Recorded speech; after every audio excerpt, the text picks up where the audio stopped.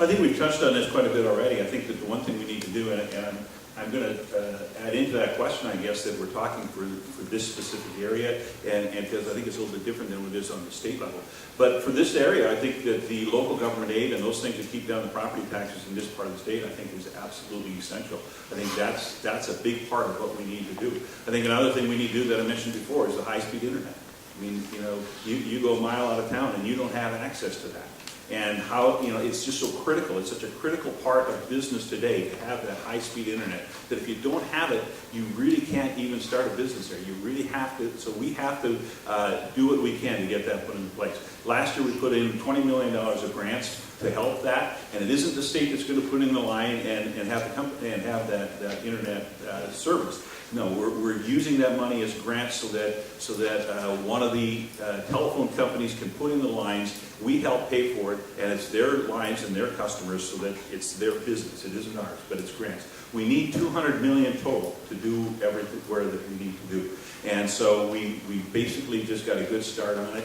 I know that, or I believe that they applied for some of the grants here, and I'm hoping that this area can get some of those grants, because some children from the school here in Mora came down to the Capitol last spring and talked about this and testified about this.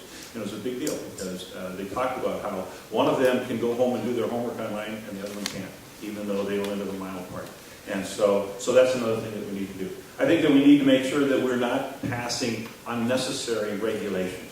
I think that, we all love Minnesota because it's a great place to live. We have a great environment. We have, the great outdoors. And I think we want to make sure that we don't ruin that or destroy that somehow. And so it's a fine line and a tight balance between the two that we have to walk in protecting the environment at the same time allowing businesses to grow. Okay, thanks.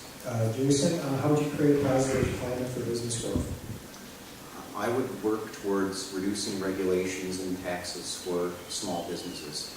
An example was just brought up at a local meeting on Saturday. The hospital project that they're looking at doing in Sandstone, the road that they want to put in to access the site needs to cross a small creek. There's 11 different permits that they need to file to cross that creek.